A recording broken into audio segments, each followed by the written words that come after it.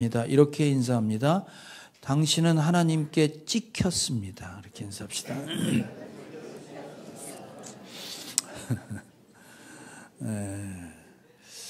어제 결혼식 하는데 보니까 어제 결혼식에 우리 신부가 춤을 췄어요. 춤을 췄는데 신랑을 앞에 놓고 춤을 추는데 거의 신랑이 넋이 나가더만. 서로 이렇게 그때 이제 그 소망교회 목사님이 눈꺼풀에 뭐가 씌어가지고 서로 사랑하게 됐는데 끝까지 눈꺼풀에 뭐가 떨어지지 않도록 해달라고 기도하셨는데,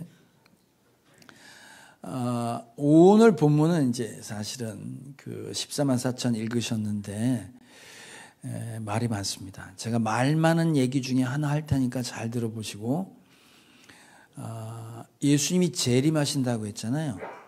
재림하시는 예수님의 영이 누구한테 들어왔냐면 저 김홍철 목사한테 들어온 거예요. 두 번째, 12지파에 재림하는 지파의 영이 누구한테 들어왔냐면 우리 교회 초원지기 장로님들한테 들어왔어요.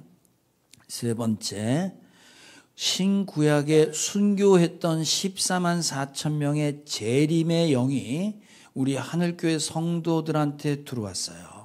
그러므로 저와 여러분은 이 땅에서 죽지 않고 영생불사합니다. 이게 신천지 얘기예요. 아멘 할까만 해 빨리 얘기했는데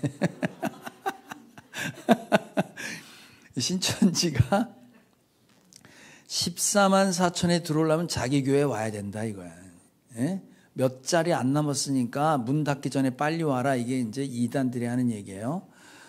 저는 저렴하게 10,000원에 모실게요. 몇 자리 안 남았는데 14만 4천.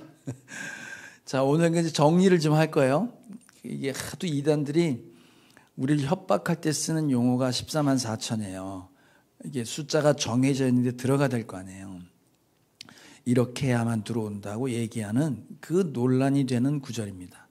자, 오늘 이제 14만 4천이 어떻게 나오게 됐냐면, 지난주 6번째 인을 뗄 때 우주적 종말이 온다고 그랬잖아요. 해와 달과 별이 없어지는.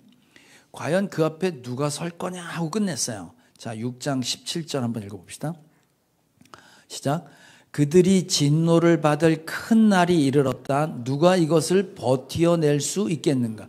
아니, 해와 달이 무너지는데 누가 버텨?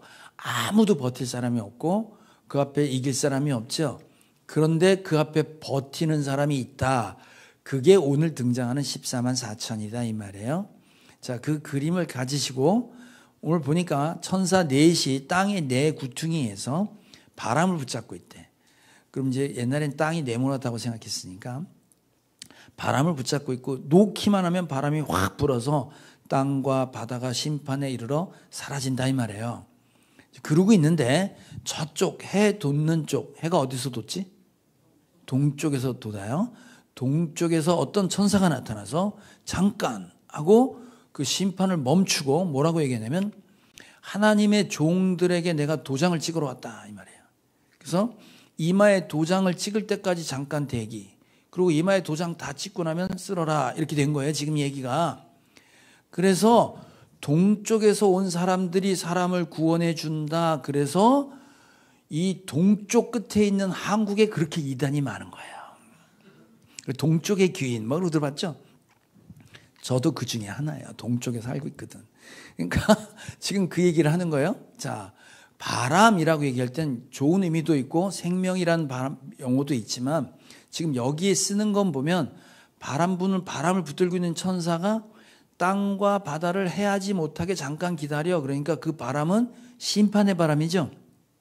자, 에레미야 49장 비슷한 구절 하나 읽어봅시다. 시작. 하늘의 네 끝에서 나온 사방의 바람을 엘람으로 몰아다가 그들을 사방으로 흩어버리겠다. 그러면 엘람에서 쫓겨난 사람들이 여러 나라로 유배될 것이다. 심판할 때 바람이 쓰이기도 했단 말이에요. 그러니까 지금 심판하는 바람을 잠깐 멈추고 이마에 도장을 찍겠다 말이에요. 그 도장 찍는 얘기가 7장 3절에 나와요. 7장 3절을 다시 한번 읽어볼게요. 7장 3절 시작. 우리가 우리 하나님의 종들의 이마에 도장을 찍을 때까지는 땅이나 바다나 나무들을 해하지 말아라. 놓으면 해해지는 거지. 지금 뭐라고 하냐면 하나님의 종들의 이마에 도장을 찍는데, 도장이 뭔지 아시죠? 요즘 도장 별로 안 쓰는데 도장. 근데 이때 도장의 의미는 우리가 좀 더 확실하게 알려고 그러면, 옛날에 가축을 키울 때, 우리나라는 그랬나 모르겠어, 가축을 키울 때 저기 왜 서부 영화 같은 데 보면 소떼 누구 소 할 때 뭐 이렇게 부르다가 지져갖고 팍 엉덩이에다가 도장 찍잖아요. 그걸 뭘 찍는다고 하지? 낙인 찍는다고 했잖아요. 모르나? 불도장 확 찍는 거? 불도장을 왜 찍어요?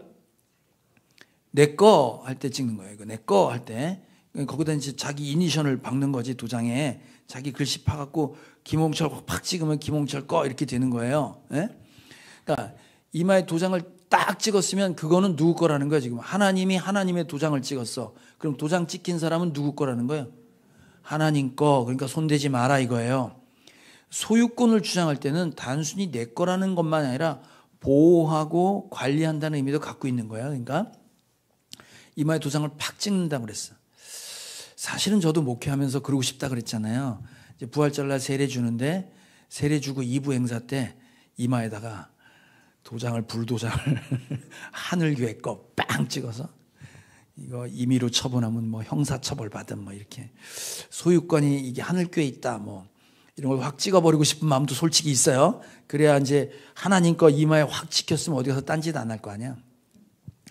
그 얘기를 하고 있는 거예요 지금. 자, 그러면 이마에 도장을 빵 찍었고 이건 하나님 거 그랬단 말이에요. 그럼 성경 전체에서 구약엔 이제 도장을 찍어서 자기 소유를 얘기했고, 신약에 오면 여러분이 하나님 건지 아닌지, 여러분 이마에 도장이 박혔는지 안 박혔는지 알 수 있는 구절이 있어요. 신약에 오면 서신서에 도장 찍었다 이 말이 나와요. 자, 고린도후서 1장 22절입니다. 시작. 하나님께서는 또한 우리를 자기의 것이라는 표로 인을 치시고 그 보증으로 우리 마음에 성령을 주셨다. 인을 쳤다는 게 도장 찍었다는 얘기예요. 예? 그러니까 우리를 하나님 내 거 하고 도장을 찍었는데, 도장 찍힌 사람에게 갖고 있는 게 뭐라고요? 성령님. 그러니까 성령 하나님이 내 안에 들어와 있는 사람은 도장 찍힌 사람이 안 찍힌 사람이에요? 찍힌 사람이에요. 여러분 찍혔어요 안 찍혔어요? 잘 모르겠지? 모를까봐 또 한 구절 읽어볼게요. 자, 에베소 1장 13절부터 같이 읽어요. 시작. 여러분도 그리스도 안에서 진리의 말씀 곧 여러분을 구원하는 복음을 듣고서 그리스도를 믿었으므로 약속하신 성령의 날인을 받았습니다. 이 성령은 하나님의 소유인 우리가 완전히 구원을 받을 때까지 우리의 상속의 담보이시며 우리로 하여금 하나님의 영광을 찬미하게 하십니다. 복음, 예수님의 이야기, 예수님이 당신의 죄를 대신하여 죽으셨습니다. 이 예수님이 나의 구원자이며 하나님을 믿으세요 해서 여러분 믿는다고 하셨잖아요. 그러면 성령으로 날인, 도장 찍혔다 이거지. 그럼 성령으로 도장 찍힌 사람은 뭐냐? 완전히 구원받을 때까지 이 땅에서 자꾸 자빠지는데, 계시록에 봤던 우리 4장에 하늘 보좌에 있는 사람들은 흠도 없고 거룩하다고 그랬잖아요. 그러니까 완전히 구원, 죄가 하나도 없을 때까지 너를 구원하겠다는 보증이다 이거야. 상속, 그 하나님의 나라를 분양받았다 이 말이지. 그것이 예수 믿는 사람이 성령으로 도장받았다 이 뜻이에요. 자, 그럼 여러분 도장 받았어요 안 받았어요? 예? 옆 사람 이마를 봐봐. 자세히 봐봐. 찍혔다니까. 그게 찍혔어요. 하나님이 내 거 하고 빵 찍은 거예요. 꼼짝 마라 이거지. 자, 그러면 이 바깥에 있는 사람, 예수를 믿지 않는 사람은 이마에 뭐가 찍혔을까? 자, 계시록 13장에 그 말도 나와요. 재밌죠? 자, 계시록 13장 한번 읽어봅시다. 시작. 또 작은 자나 큰 자나 부자나 가난한 자나 자유인이나 종이나 할 것 없이 다 그들의 오른손이나 이마에 표를 받게 하였습니다. 누구든지 이 표를 가진 사람, 곧 그 짐승의 이름이나 그 이름을 나타내는 숫자로 표가 찍힌 사람이 아니면 아무도 팔거나 사거나 할 수 없게 하였습니다. 이게 무슨 말이냐면 예수 안 믿는 사탄에 속한 사람은 짐승의 표가 이마나 손목에 찍혔다는 거예요. 666 들어보셨지? 좀 있으면 배울 거예요. 그 666 표가 찍혀 있다 이 말이에요. 그러니까 이 세상에 두 종류가 있는 거야. 이마에 하나님의 표가 찍힌 사람과 짐승의 표가 찍혔어요. 그래서 짐승의 표를 찍은 사람은 그 표가 아니면 물건을 사거나 팔거나 할 수 없다고 그랬지. 이거를 놓고 뭐라고 하냐면 바코드라고 들어봤어요 혹시? 제가 지금 이 얘기하는 건 하도 아닌 얘기들을 많이 들으셔서 정리하는 거예요. 처음 들으시는 분은 굳이 들을 필요 없는데 말씀드리는 이유는 뭐냐면 짐승의 표는 바코드다. 그러니까 사람 몸에 바코드 박히는 순간 넌 지옥 간다. 이런 얘기 들어봤어? 안 들어봤어요? 이거 들어봤대잖아요 지금. 이 사람들 구원 시켜야 될 거 아니야. 순 구라예요. 그런 거 믿지 마세요. 이 세상엔 믿는 사람과 성령으로 거듭난 사람과 아닌 사람을 구별하는 말이에요. 그럼 이 당시에 뭐냐면 이 표를 받지 않은 사람은 물건을 사거나 팔 수 없대. 요새 물건 살 때 뭐로 사요 여러분? 요새는 핸드폰으로 사잖아. 쿠팡 이렇게 해서 사잖아. 그런데 지금 카드로 사잖아. 카드에도 뭔가 찍혀 있잖아. 이렇게 긁으면 나오잖아요. 그럼 카드 갖고 사는 사람은 다 지옥 가나? 여러분 다 짐승의 표를 한두 장 갖고 있는 게 아니지 여러 장 갖고 다니잖아. 그러면 그거 아니고 이 당시에는 예수를 믿는 사람은 우상을 섬기고 있는 노동조합에 가입을 못했어요. 길드라고 하는. 그러면 물건을 사거나 팔 수 없었어. 그래서 우리 계시록 7교회 배울 때 배웠잖아요. 거기에 우상 숭배 안 하려니까 어떻게? 거기서 장사 못하는 거야. 그러니까 가난해지고 어려워졌단 말이에요. 그런 사람 하나님이 칭찬하셨잖아요. 그 얘기인 거예요. 짐승의 표, 우상을 숭배하고 세상에 속하지 않으면 물건을 사거나 팔거나 할 수 없다는 얘기는 지금 쇼핑 못한다 그 얘기가 아닌 거예요. 바코드 아니에요? 네, 다시 어디 가서 또 그런 얘기 하지 마.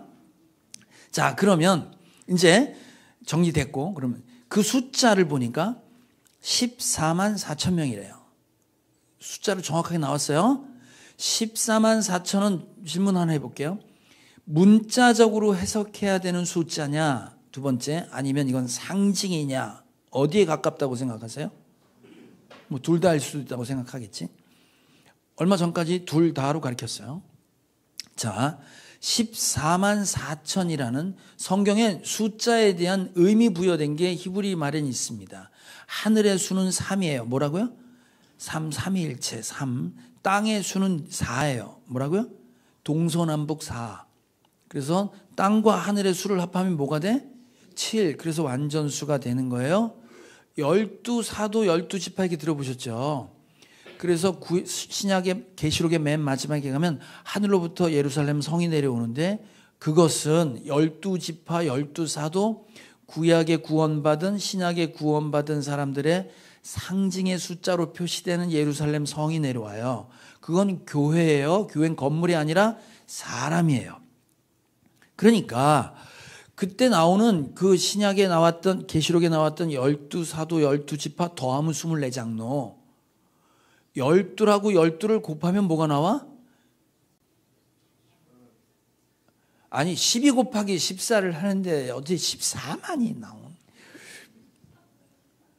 12 곱하기 12를 어렵구나. 12를 12번 더하면 어떻게 되나?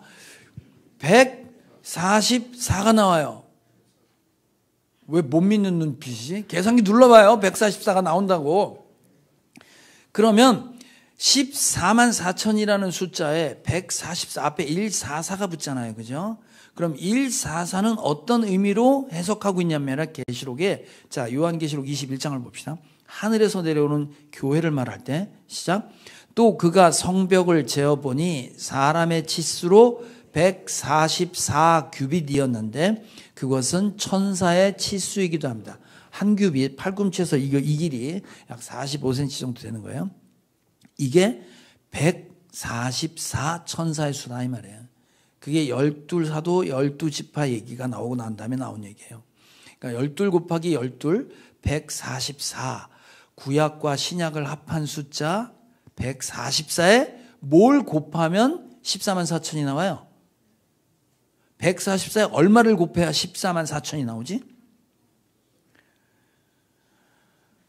우리 초등부로 다시 갈까? 어떻게 에? 천.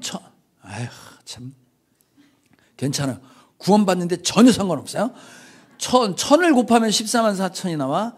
그럼 천이라는 숫자가 성경에 갖고 있는 의미는 그 당시에, 예수님 당시에 천이라는 숫자가 그 세계에서는 큰 숫자의 큰 게 천이었어요. 예를 들어 제가 어릴 때만 해도 부자를 뭐라고 불렀는지 알아요? 부자를 무슨 장자라고 그랬지? 백만장자. 들어봤어요? 백만장자? 백만장자라는 얘기는 그 당시에 100만 원 있으면 부자였어요. 100만 원. 백만장자 지나고 난 다음에 무슨 장자 나왔지? 그 억만장자 들어봤잖아요. 억이 있어야 이제 부자가 됐어. 옛날에 백만장자면 지금 얼마큼 갖고 있어야지 백만장자라고 부를 수 있을까? 그지? 한 100억은 있어야 될 것 같아. 네? 없으니까 상관없어. 괜찮아요? 네, 그러니까 우리는 100만 그러면 큰 숫자. 애기들은 하나, 둘, 그 다음에 많은 거예요. 다 똑같이 많은 거예요. 그러니까 당시 천이라는 숫자는 큰 수를 말해요. 그래서 144 곱하기 1000 하면 큰 숫자다 이거야. 신구약에 구원받은 큰 숫자라는 의미를 하나 갖고 있어요. 또 하나 천이 갖고 있는 구약 배경의 의미는 어떤 의미를 갖고 있냐면, 자, 민수기 31장. 이거 미디안과 전쟁할 때 사람 불렀을 때 숫자예요. 자, 같이 읽어봅시다. 시작. 이스라엘 모든 지파는 각 지파마다 어느 지파도 예외 없이 1000명씩을 전쟁에 내보내야 하오. 그리하여 이스라엘 모든 족속에서 각 지파마다 1000명씩이 전쟁에 나가려고 무장을 하고 나섰는데 그 수는 12,000명이었다. 아까 12,000명씩 해서 14만 4천 나오잖아. 각 지파별로 12지파에서. 지금 각 지파마다 1000명씩 어디 내보내려고? 전쟁에 내보내려고. 1000이라는 건 군대 단위 용어예요. 그러니까 싸우는 숫자의 가장 큰 군대 단위가 1000명이었어요. 그러니까 여기다 1000을 곱했다 이 말은 군인의 의미, 전쟁을 상징해요. 자, 다시 한번 정리할게요. 지금 14만 4천이라고 얘기했어요. 이마에 도장 받은 사람. 그리고 14만 4천이 어떻게 구성되어 있냐면 유다 지파 무슨 지파 12,000명 해갖고 12지파 이름이 쫙 나오고 그 숫자를 더하면 14만 4천이 나오는 거예요. 자, 그러면 요한계시록에 사도 요한이 왜 하나님 거 하고 소유권 주장하는 믿는 사람들을 무슨 지파 하고 구약에 있는 내용을 그대로 가져왔냐 이 말이지. 여러분 성경에 보면 민수기라고 있습니다. 그 민수기에 보면 지금 똑같이 폼이 나와요. 무슨 지파 몇 명, 무슨 지파 몇 명, 무슨 지파 몇 명, 합이 몇 명. 그러면 그 지파별로 숫자를 셀 때 왜 셌냐 이거야. 그 배경은 뭐냐 이거지. 자, 민수기 1장 2절부터 한번 읽어봅시다. 시작. 너희는 이스라엘 자손의 온 회중을 각 가문별, 가족별로 인구를 조사하여라. 남자의 경우는 그 머리 수대로 하나하나 모두 올려 명단을 만들어라. 너는 아론과 함께 이스라엘 사람 가운데서 20살이 넘어 군대에 입대할 수 있는 남자들을 모두 각 부대별로 세워라. 루벤 지파에서 등록된 사람의 수는 46,500명이다. 시므온 지파에서 등록된 사람의 수는 59,300명이다. 자, 거기까지. 그리고 그 다음에 12지파 이름이 쫙 나와요. 그리고 40절에요. 자, 40절 시작. 등록된 이들의 모두 60만 3,550명이다. 그러나 레위 사람은 조상의 지파별로 그들과 함께 등록되지 않았다. 주님께서 모세에게 이렇게 분부하여 이르셨다. 레위 지파만은 인구조사에서 빼고 이스라엘 징집자 명단에 올리지 말아라. 그 대신 너는 레위 사람을 시켜 증거궤가 보관된 성막을 보살피게 하여라. 12지파라고 들어보셨죠? 야곱이 아들을 낳는데 12아들을 낳아요. 응? 그 사랑했던 여자랑 결혼하려고 첫날 밤을 지내 눈 떠보니까 언니랑 결혼한 멍한 남자 있어요. 12아들을 낳는단 말이야. 그 아들 하나하나가 족장이 되고 조상이 돼요. 그래서 12지파가 이스라엘을 구성해요. 그래서 그 언니 레아한테 난 사람이 루벤, 뭐 시므온, 레위, 유다 뭐 이렇게 넷을 낳고, 종에게 난 사람이 뭐 단, 납달리, 또 다른 종, 거기서 나온 게 뭐지? 뭐 아무튼 있어. 아셀 지파 뭐 있고, 또 레아한테 또 나와. 스불론 뭐 이렇게 나오고, 레아한테 맨 마지막에 나온 게 요셉하고 베냐민이에요. 자, 이렇게 12지파가 있는데, 실제로 시면은 12지파가 지금 12지파에 그 레위는 군대 사람을 뽑을 때 숫자에 넣으라는 거야, 말라는 거야? 말라고 했잖아요. 지금 군사 모집하는 거예요. 이스라엘 민족을 출애굽한 다음에 숫자를 세는데 20세 이상의 군대에서 싸울 남자 명단을 뽑아요. 지파별로 다 뽑았는데 레위 지파는 뽑지 말래. 그럼 레위 지파는 뭐 하라고 그랬어요? 그렇지. 예배당 지키라고 그래. 예배당 지키라고. 전쟁에 나가지 말래. 주여, 전 전쟁에 안 나간 주의 종이에요. 그렇게 쭉 뽑은 게 60만 3,550명이라고 나왔어요. 자, 근데 계시록에 지금 사도 요한이 민수기에 나와 있는 각 지파별로 뽑았던 형태를 그대로 갖고 오는데, 사도 요한 정도가 12지파 이름을 모를까요? 알까요? 다 알지. 나도 아는데 요한이 몰랐겠어요? 자, 그런데 계시록 7장에 어떤 지파 12,000명, 지파 12,000명 할 때 레위 지파가 들어갔을까 안 들어갔을까? 7장 7절. 7장 7절 한번 찾아서 보여줄래? 있어 없어? 있지? 네, 레위 지파가 있는 거예요. 그럼 레위 지파가 들어갔으면 이상하잖아. 그럼 뭔가 빠졌지? 단지파가 빠졌어. 단지파가. 그리고 원래 요셉이라는 지파가 아들을 낳아. 애굽의 총리된 요셉 있잖아요. 에브라임과 므낫세를 낳아. 요셉은 빠지고 요셉 대신에 두 아들의 이름이 들어가고, 레위는 빠져요.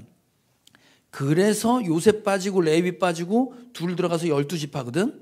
근데 지금 계시록에는 레위가 들어갔어요. 레위를 집어넣느라고 단을 뺐어요. 요셉이 군대 안 간다고 군대 들어간다고 군대 처음엔 빠졌었는데 요셉이가 들어갔어 다시. 그 신요셉이 나가야 돼 전쟁에. 그러니까 보세요. 사도 요한이 일부러 레위를 집어넣으려고 지파 이름을 정리를 이게 섞었어요. 자, 그러면 봐봐요.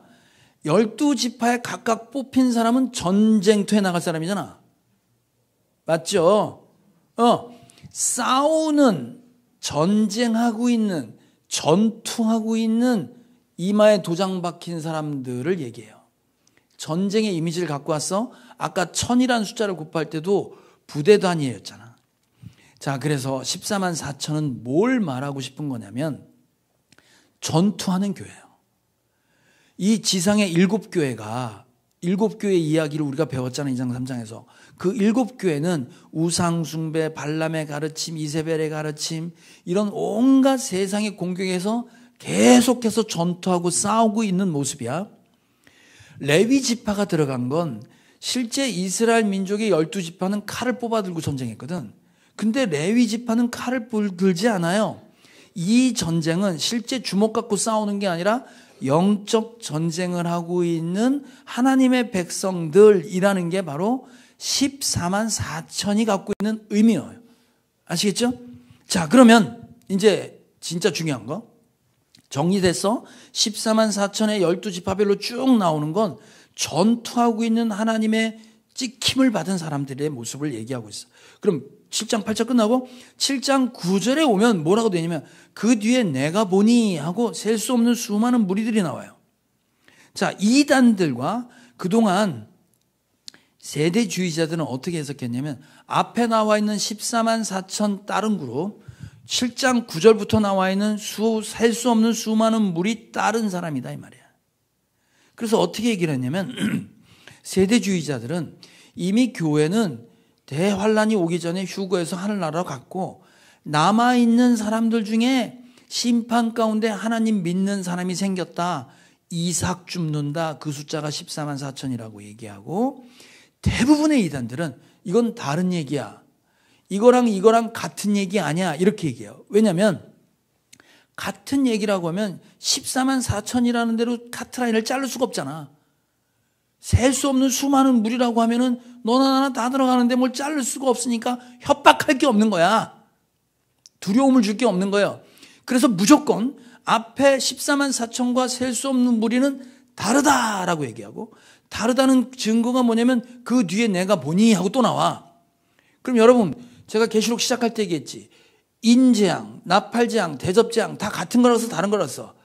같은 건데 점층적으로 다른 측면에서 보는 거라고 그랬죠. 시간 순서가 아니라고 그랬지. 자, 7장 9절 한번 읽어볼게요. 7장 9절. 시작. 그 뒤에 내가 보니 아무도 그 수를 셀 수 없을 만큼 큰 무리가 있었습니다. 그들은 모든 민족과 종족과 백성과 언어에서 나온 사람들인데 흰 두루마기를 입고 종려나무 가지에 손에 들고 보좌 앞과 어린 양 앞에 서 있었습니다. 그러니까 보좌에 서 있는 거예요. 셀 수 없는 수많은 무리가 흰 두루마리 입고 종려나무 가지 들고 서 있는 거야. 이거 구원받은 사람들이죠. 이 사람들이 찬양하잖아. 뒤에 보면 구원하심이 보좌에 앉으시는 하나님과 어린 양께 있도다 하고 찬양하잖아요. 그러니까 이 사람들은 완전히 구원받은 사람들인 거야. 그러면 이 사람들을 숫자를 셀 때 뭐라고 하냐면 셀 수 없다 그랬잖아요. 에? 셀 수 없다 그래? 그러면 성경 전체에서 하나님의 백성들을 셀 수 없을 만큼 많아질 것이다 라고 처음 얘기한 게 누구냐면 하나님이 아브라함 불러서, 내가 너로 자식이 하나도 없는 아브라함 불러서 너로부터 자식이 나오게 하고 너로 인하여 큰 민족이 생기고 그 큰 민족 때문에, 너 때문에 다른 모든 민족이 복을 받을 거라는 아브라함에게 주신 약속이 있습니다. 그 약속을 아브라함이 자식도 없을 때 받았단 말이야. 애가 안 생기니까 자꾸 딴짓하는 거야. 그래서 하나님이 불러갖고 내가 가르친 건 무슨 말인지 못 알아듣는구나. 그리고 시청각 교육을 시켜줘요. 네 애가 하나도 없는 아브라함한테 네 자식이 셀 수 없이 많아질 거야. 이런 얘기를 해요. 자, 창세기 13장. 시작. 내가 너의 자손을 땅의 먼지처럼 셀 수 없이 많아지게 하겠다. 누구든지 땅의 먼지를 셀 수 있는 사람이 있다면 너의 자손을 셀 수 있을 것이다. 앞으로 아브라함 후손이 셀 수 없이 많아질 거라고 약속하잖아요. 뭔 말인지 모르니까 땅의 먼지를 보고 저거 쉬어봐 너. 쉴 수 있어? 못 쉬는데요. 네 자식이 그렇게 많아질 거야 라고 약속을 해요. 이 얘기를 듣고도 모르니까 다시 해. 자, 창세기 15장 시작. 주님께서 아브라함을 데리고 바깥으로 나가서 말씀하셨다. 하늘을 쳐다보아라. 네가 셀 수 있거든 저 별들을 세어보아라. 그리고는 주님께서 아브라함에게 말씀하셨다. 너의 자손이 저 별처럼 많아질 것이다. 별 셀 수 있는 사람 있어요? 없잖아. 여러분 보는 별이 아니야. 그게 갤럭시야. 하나의 은하가 별로 보인다고요. 그러니까 별을 셀 수 있는 사람이 없으니까 셀 수 없이 많은 사람이 아브라함의 후손이 될 거다고 약속을 받아요. 그거는 이삭에게도 야곱에게도 계속 똑같은 약속을 받아요. 자, 그러면 이스라엘 민족은 훗날 숫자를 셀 수 있었지. 인구조사하면 나오잖아요. 한국에 몇 명 심은 나오잖아요. 한국 사람 보고 셀 수 없지 많다고 얘기 안 하잖아요. 그런데 하나님은 약속을 하셨어. 셀 수 없이 많아질 거라고 그랬어. 그 약속을 받았던 아브라함의 후손들은 어떻게 사람 숫자를 셌냐면 이렇게 하셨어요. 자, 역대상 27장 시작. 주님께서 이스라엘 사람을 하늘의 별만큼 많게 해주겠다고 약속하셨기 때문에 다윗이 20살 이하의 사람 숫자는 조사하지 않았다. 20살 이하 군대 갈 사람 카운트했는데 그 밑에 쉬지 않은 건 셀 수 없이 많아질 거라는 약속을 받았기 때문에 안 쉬었다 이거예요.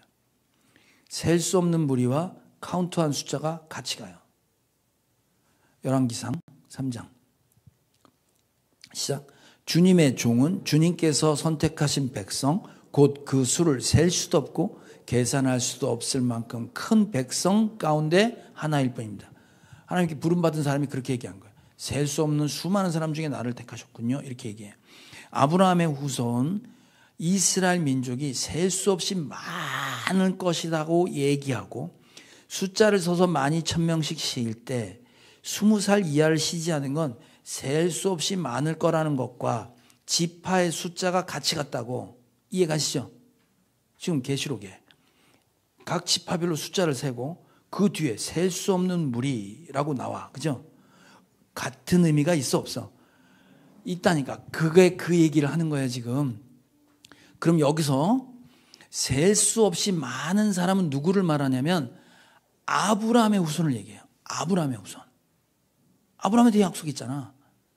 그리고 다윗도 계속 얘기하잖아. 아브라함이 약속하신 셀 수 없이 많아질 것 때문에 카운트 안 했어요. 그렇게 얘기하잖아요. 그러니까 셀 수 없는 무리에 들어가는 사람은 누구냐면 아브라함의 후손 이스라엘 사람들을 얘기해요. 지금 이스라엘 저 하마스하고 전쟁하고 있는 이스라엘. 그래서 뭐라고 얘기하냐면 지금 혹시 이런 얘기도 들어봤을 거야.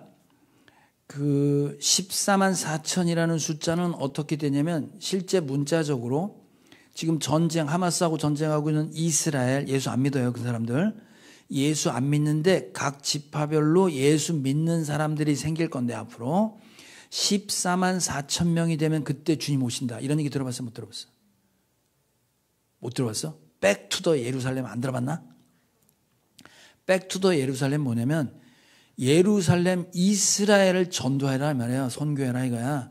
이스라엘에 14만 4천 명이 채워지면 유대인 중에 14만 4천 명이 예수를 믿으면 주님 오신다. 그거예요. 그래서 계속 백투더 예루살렘이 그냥 이스라엘 민족한테 선교해야지. 선교하자는 뜻으로 하는 건 맞아.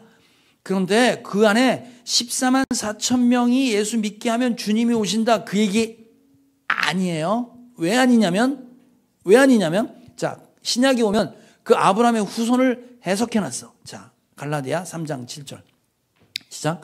그러므로 믿음에서 난 사람들이야말로 아브라함의 자손임을 여러분은 아십시오. 그러므로 믿음에서 난 사람은 믿음을 가진 아브라함과 함께 복을 받습니다. 여러분이 그리스도께 속한 사람이면 여러분은 아브라함의 후손이요 약속을 따라 정해진 상속자들입니다. 예수 믿는 사람이 아브라함의 후손이에요? 에? 제가 김씨인데 원래 성이 아시야. 저도 원래 아브라함 후손이에요. 로마서 다시 한번. 로마서 2장 시작.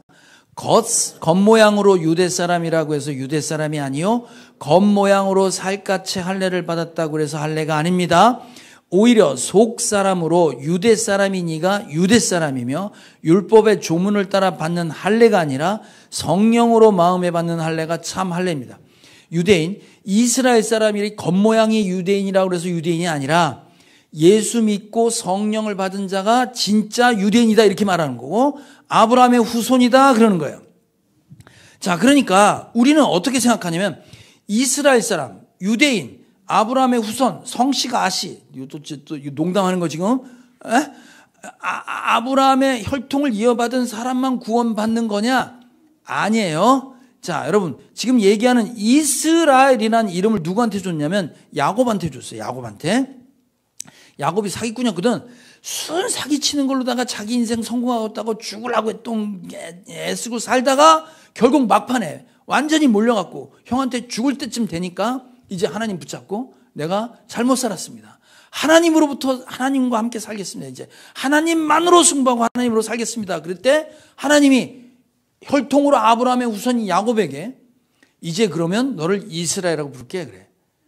혈통으로 준 게 아니야. 하나님을 나의 하나님으로 고백하는 자에게 이스라엘이라는 이름을 주셨어요. 그러니까 민족적으로 이스라엘 유대인을 뽑은 게 아니라 하나님의 통치를 받는 하나님의 백성을 이스라엘이라고 불렀고 신약에 오면 교회가 이스라엘이 된 거예요. 그래서 그리고 우리는 지금 뭐라고 해석해? 자꾸 그 당시 사람이 아브라함 후손 자꾸 찾으니까 아니야. 예수 믿고 성령 받아 이마에 도장 찍힌 사람들이 아브라함의 후손이고 아브라함의 복을 받는 거야. 이렇게 얘기하는 거예요. 여러분 실제로 이스라엘 민족이 지파별로 12,000명씩 전도돼서 예수 믿으면 종말이 온다고요? 그 말도 안 되는 얘기가 뭐냐면 여러분 이스라엘이 남북으로 쪼개질 때 요셉하고 베냐민 지파만 유다하고 베냐민만 예루살렘을 수도로 해서 이 남유다로 남고 북이스라엘 이미 10개의 지파가 북이스라엘이라는 나라 이름으로 모이고 사마리아를 수도로 정하고 여기 성전이 없으니까 금송아지 만들어 놓고 이게 여호와 하나님이다 하고 제사했단 말이에요. 이미 우상을 섬겼어. 그랬다가 언제 721년에 망하잖아요. 주전.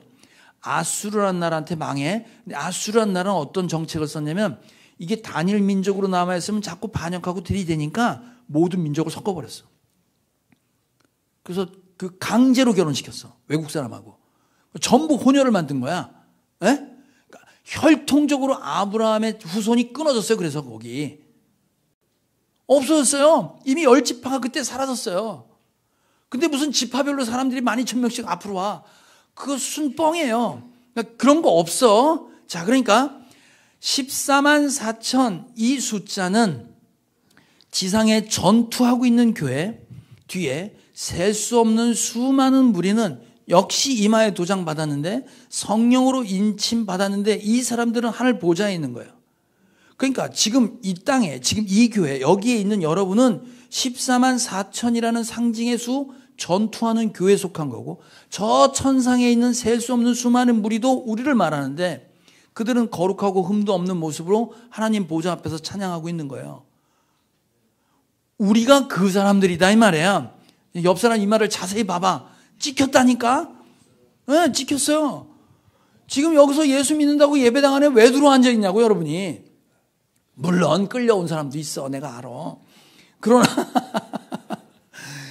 여러분 생각해봐요. 예수님 얘기 듣는다고 다 믿어? 아니잖아요. 성령께서 믿게 하시고 회개하게 하고 내가 죄인인 걸 알게 해 엎어져서 회개하고 주여 그럴 거 아니요. 성령으로 도장받은 사람들이 우리다 이 말이에요. 그래서 구약엔 뭐라고 했냐면 하나님이 너 내 거 하고 도장 찍은 거를 이렇게 설명했어. 넌 내 거야. 넌 내가 내 사람이야 하고 딱 찍은 사람한테 주신 말씀 있어요. 자, 이사야 43장 시작. 그러나 이제 야곱아 너를 창조하신 주님께서 말씀하신다. 이스라엘아 너를 지으신 주님께서 말씀하신다. 내가 너를 속량하였으니 두려워하지 말아라. 내가 너를 지명하여 불렀으니 너는 나의 것이다. 네가 물 가운데 건너갈 때 내가 너와 함께하고 네가 강을 건널 때에도 물이 너를 침몰치 못할 것이다. 네가 불 속에 걸어가도 그을리지 않을 것이며 불꽃이 너를 태우지 못할 것이다. 내가 너를 보배롭고 존귀하게 여겨 너를 사랑하였으므로 너를 대신하여 다른 사람들을 내주고 너의 생명을 대신하여 다른 민족을 내주겠다. 내가 너를 지명하여 불렀으니 넌 내 거야. 너하고 다른 민족 전체하고 안 바꿔. 이 얘기 하시는 거예요 지금. 내가 너를 얼마나 보배롭고 존귀하게 여기는지 알아? 이 얘기를 구약에 말씀하셨어요. 그 하나님 앞에 부름받은 사람은 그렇게 살았다고. 그럼 이 똑같은 말씀, 이마에 도장 팍 찍은 사람, 이 사람들이 신약에 오면 너는 내 거야. 아까 성령으로 인침받았다고 그랬잖아요. 이걸 어떻게 설명했냐면 이렇게 설명했어. 너는 내 거라는 걸 이렇게 설명했다고. 자, 로마서 8장 시작. 하나님께서는 이미 정하신 사람들을 부르시고 또한 부르신 사람들을 의롭게 하시고 의롭게 하신 사람을 또한 영화롭게 하셨습니다. 그렇다면 이런 일을 두고 우리가 무엇이라고 말할 수 있겠습니까? 하나님이 우리 편이시면 누가 우리를 대적하겠습니까? 누가 우리를 그리스도의 사랑에서 끊을 수 있겠습니까? 환난입니까? 공고입니까? 박해입니까? 굶주림입니까? 헐벗음입니까? 위협입니까? 또는 칼입니까? 나는 확신합니다. 죽음도 삶도 천사들도 권세자들도 현재 일도 장래 일도 능력도 높음도 깊음도 그 밖에 어떤 피조물도 우리를 우리 주 예수 그리스도 안에 있는 하나님의 사랑에서 끊을 수 없습니다. 똑같은 얘기인 거야. 아시겠어요? 내가 널 얼마나 보배롭고 존귀하게 여겨? 내 아들하고 바꿨는데 내 생명하고 바꿨는데 내가 너를 어떻게 버려둘 수 있냐? 내가 결코 너를 버리지 않아. 이 얘기를 지금 똑같은 얘기 하시는 거예요. 자, 그러면 14만 4천 도장 찍힌 우리는 어떻게 살아야 되냐 이거지. 내가 저 시집간 여자 얘기 하나 해줄게. 아니구나. 죄송해요. 시집 못 간 여자 얘기. 이름은 베로니카. 뭐라고요? 베로니카. 예쁘게 생겼지 이름이. 됐어요? 예쁘다면 질투가 나가지고. 옛날 여자야. 이 여자가 어떤 여자였냐면 병이 있던 여자야. 병이. 어떤 병이 있었냐면 산부인과 병이 있었어.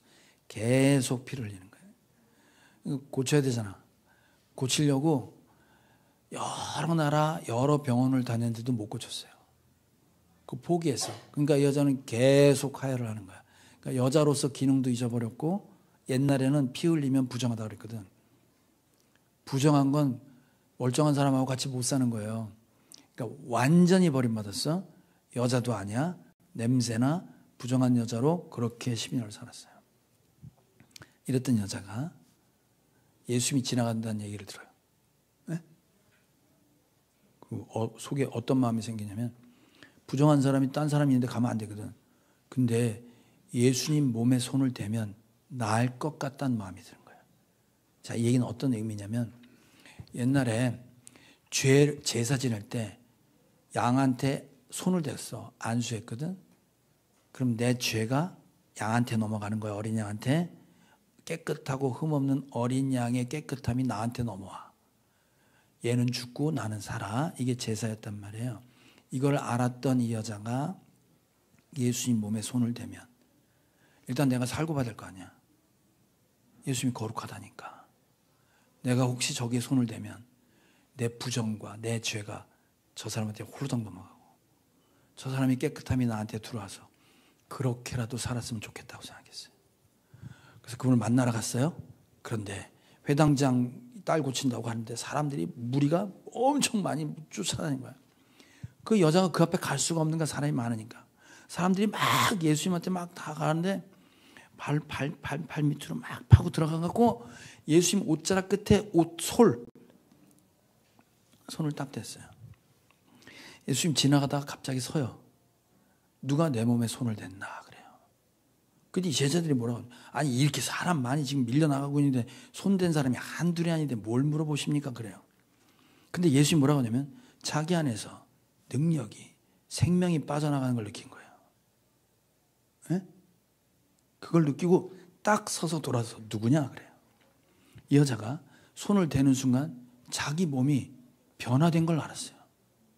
그리고 그 자리에 얼어붙었겠지. 이런.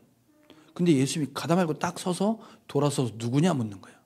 전데요 그런 거예요. 근데 예수님이 뭐라고 했냐면 이렇게 얘기해요. 네 믿음이 구원에 이르렀다 그래요. 그 얘기 무슨 얘기냐면 내 죄가 저분에게 저분의 의가 나한테 내 더럽고 부정한 게 저 사람한테 가고 저 사람의 깨끗함이 나한테 올 수 있을 거야. 그거요. 치사하고 뻔뻔한 얘기인데 그 얘기였어요.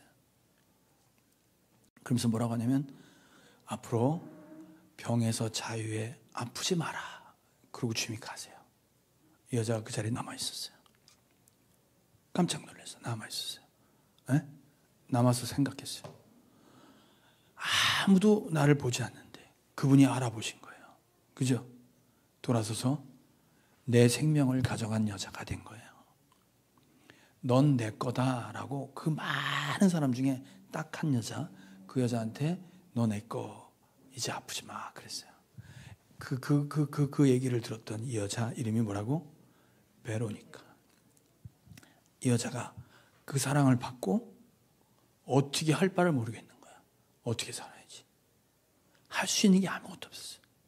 그랬다가 예수님이 십자가 지고 비아돌로로사라고 해서 십자가 지고 갔던 길이 있어요. 가다가 예수님이 십자가를 놓치고 쓰러져요. 아무도 안 났을 때 한 여자가 등장합니다. 그때 그 여자가 예수님한테 가서 손수건을 내밀어요. 그 여자가 누구? 베로니카. 이 여자는 나중에 최초의 수녀가 됩니다. 그 수녀 이름이 베로니카라고 이스라엘에 나와 있어요. 물론 전설이야. 그런데 내가 너를 지명하여 내가 불렀고 보배롭고 좋은 길로 와.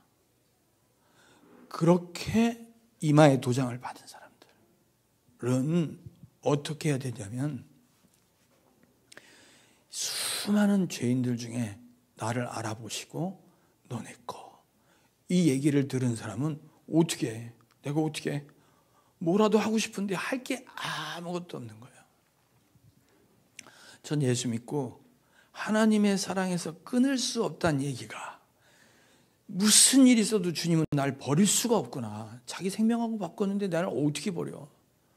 그 얘기를 듣고 나서 저도 뭔가 하고 싶은데 할 수 있는 게 아무것도 없었어요. 주님을 위해 할 수 있는 게 아무것도 없었어요. 내가 할 수 있는 게 뭐였냐면 청소하는 거였어요. 어떤 청소? 예배당 청소. 그게 내가 할 수 있는 최선이었어요. 그리고 또 하나 할 수 있는 게 뭐였냐면 봉고차 운전하는 거였어요. 그게 내가 할 수 있는 최선이었어요. 여러분, 내가 너를 지명에 불렀다는 그 음성을 듣고 이마에 인친 사람들에게 나오는 자연스러운 반응이 있습니다. 베로니카처럼 7 귀신 들렸던 막달라 마리아처럼 귀신 들려서 아무도 안 쳐다봤던 나를 찾아오신 예수님 때문에 옥합을 깨뜨렸던 그 여자 말이에요. 그 여자. 뭐라도 할 수 있는 건 하는 거예요. 내가 할 수 있는 게 뭐냐면 요리하는 거야. 요리하는 거야. 내가 이 교회에 와서 예수 믿게 되고 그분을 알게 됐어. 그게 감사한데 할 수 있는 게 없는 거야. 할 수 있는 게 없어. 자기가 할 수 있는 게 요리야. 그래서 꽃게탕 끓이는 거예요. 그러는 거야. 그래서 누구는 교사로, 누구는 목자로, 누구는 청소하는 걸로, 누구는 아무도 보지 않는 데 가서 쓸고 닦고 그러는 거예요. 그러는 거. 저와 여러분, 우리 전부 이마에 도장을 받았어요. 내가 할 수 있는 건 하셔야 돼요. 주님이 그렇게 하셨기 때문에, 나한테 그렇게 하셨기 때문에 그래야 되는 거예요. 그래서 영혼들을 찾는 거고 할 수 있는 일 찾아서 하는 거예요. 그렇게 열심을 내서 주를 위해 뭐라도 하는 저와 여러분 되길 주님의 이름으로 축복합니다.